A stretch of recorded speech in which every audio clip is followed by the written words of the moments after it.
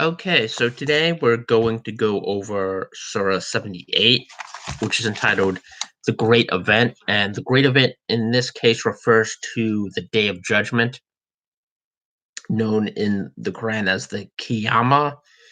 So the first 20 verses of this refer to the the wonders of the natural world as evidence for Allah and Muhammad. In the last 20, the second half of the surah refers to the the last days and what's going to befall people who reject Muhammad and reject Allah, and conversely, the people that accept Muhammad, what's going to happen to them. Hi, Miss Bluebird. Good morning.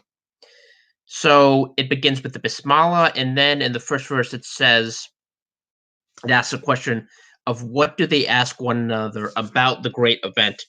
This is the Qiyamah, the Day of Judgment, about which they differ. And again, Muhammad accuses Jews and Christians and others of disagreeing, having different eschatologies. Hi, Inky. And he uses this as some sort of evidence that Islam is true and that he's a true prophet and that people should follow Muhammad.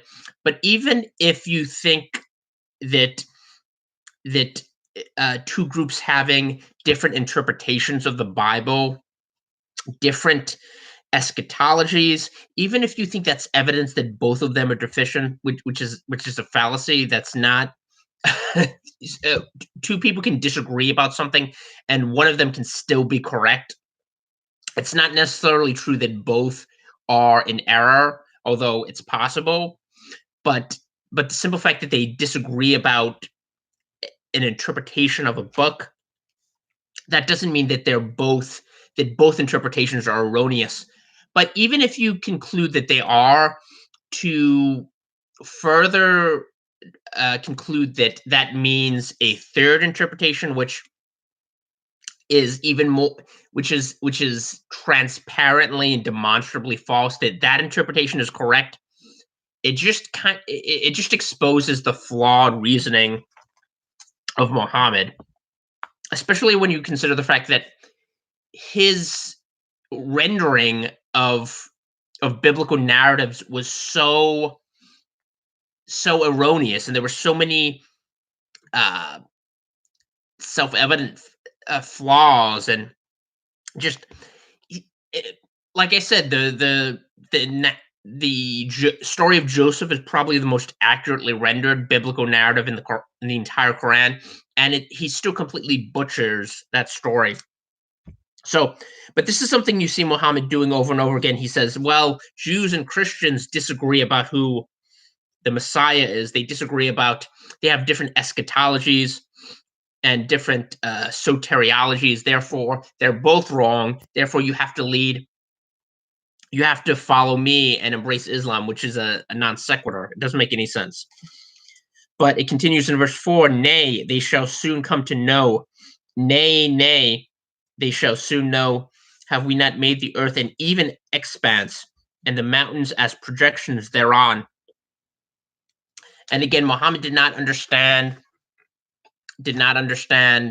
geology. He thought that, hi, First Corinthians. He thought that mountains prevented earthquakes. He didn't understand what earthquakes were, that they're a release of energy within the lithosphere. He was very scientifically ignorant.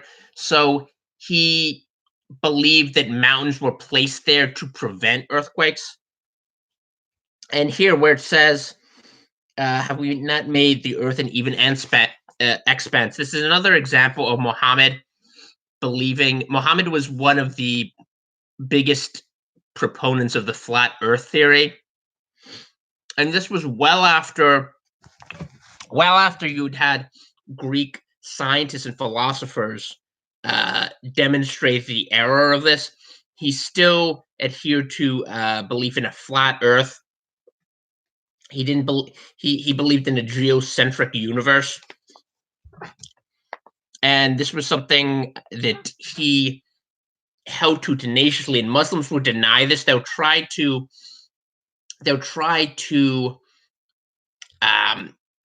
dissimulate and change the meaning of Muhammad's words in the Quran to try to make it sound like he's not describing exactly what he's describing, which is the notion that the earth is flat. But that's what he believed. So in verse 9 it says, "And we made your sleep to be rest to you, and we made the night to be a covering." And again, Muhammad did not understand the idea that the moon did not have its own light source. That it was simply um, that night was simply the absence of light. Hi, Scott. And we made the day for seeking livelihood, and we made above you 7 strong ones, and we made a shining lamp. And the 7 strong ones is a reference to the 7 heavens, and this was a concept he partially he derived from the Talmud, where there are seven heavens that comprises the universe, and the first heaven is composed of water, and that's where Adam is. And you go all the way up to the 7th heaven. And the 7th heaven, I mentioned this in my last video, you meet Abraham, and Abraham meets Muhammad. This is during his night journey, Al-Isra, the Mirage. His night journey, he meets Abraham, and Abraham weeps and confesses that there are going to be more Muslims in heaven than Jews. So Muhammad, keep in mind, in the Quran, Abraham is a Muslim, Isaac is a Muslim, Jacob and Joseph, all the way up through Jesus. Every important figure in the Quran is a Muslim, even those that existed millennia before Islam came to be, and no one had heard of Islam because, according to Muhammad, Islam has always existed. Even though he says that he's the first to submit to Allah, this is another contradiction in the Quran. Muslims can't reconcile how Islam has been around since Adam, but at the same time, Muhammad was the first Muslim. He was the first to submit to Allah.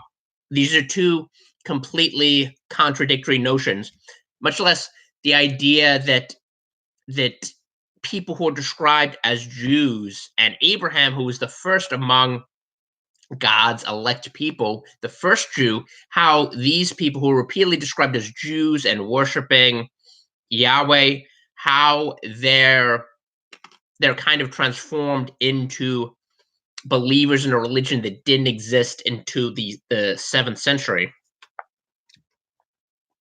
But the concept of 7 heavens, that was taken in part from the Talmud. And in 14 it says, "And we send down from the clouds water pouring forth abundantly, that we may bring forth thereby corn and herbs, and gardens dense and luxuriant." And this is the description. You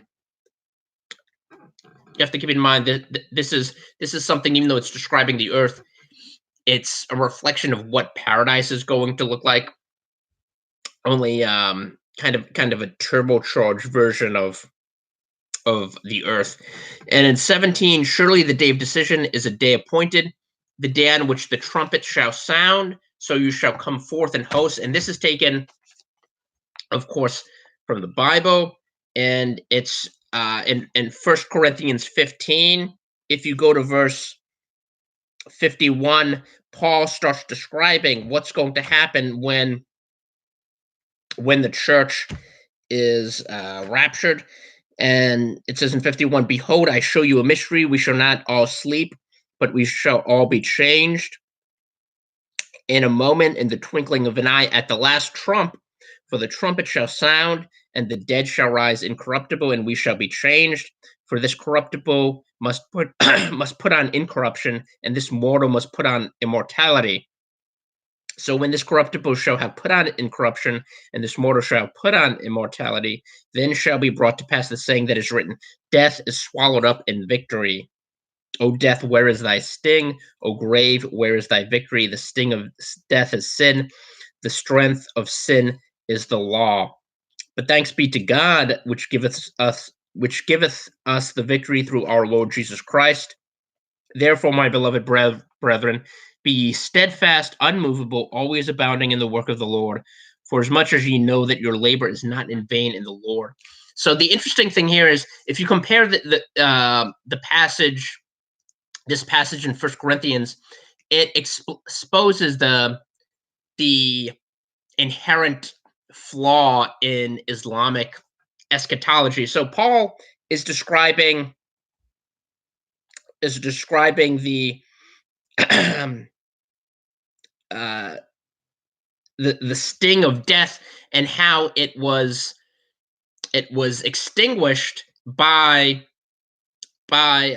Jesus Christ, and the culmination of this is the um, reunion of man, the connection between man and God, which was severed by the fall. But in Islam, there's no such thing as the fall, and there's no such thing as imputed sin. And the idea of a substitutionary atonement, of Christ dying for the sin of man, is completely absent. So you have in the Quran people being judged for basically not obeying Muhammad, but there's no connection. In other words, there's no uh, rationale for why people would be condemned, because there's no fall, there's no original sin. So you just have people being raised up and judged and condemned for not obeying Muhammad. It doesn't make any sense when you think about it. When you really critically examine it, there's no, like, ontologically, it just doesn't make any sense whatsoever. This idea that people should be condemned for what? Not for their separation from God, because they weren't separated. There was no fall. There's no imputed sin. It doesn't make any sense. So in 19, it continues, and the heaven shall be open so that it shall be all openings, and the mountains shall be moved off so that they shall remain a mere semblance. Surely hell lies in wait, a place of resort for the inordinate. Again, disobedient people who don't obey Muhammad.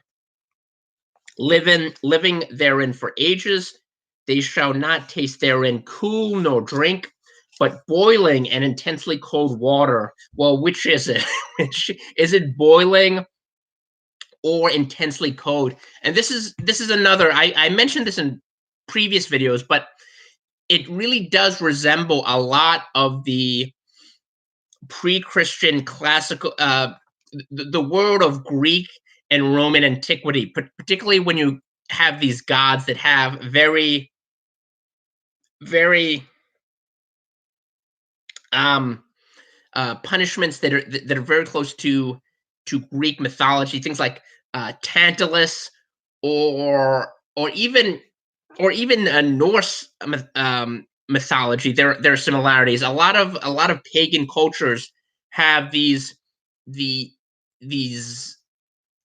these punishments, or depictions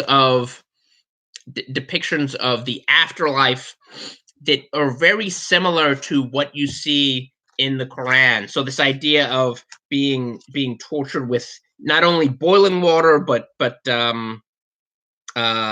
cold water, and of course the people who are in paradise are taste water that's neither cold nor hot. And 26, requital corresponding. Surely they fear not the account, and called our communications a lie, giving the lie to the truth. And it's not clear here if our communications is the communications of Allah, plural, or Allah and Muhammad. But either way, it kind of it kind of undermines the concept of Tawheed. And we have recorded everything in a book, so taste, we will not add to you aught but chastisement. Surely for those who guard against evil is achievement. gardens and vineyards, and those showing freshness of youth equals an age. And this is a reference to pedophilia.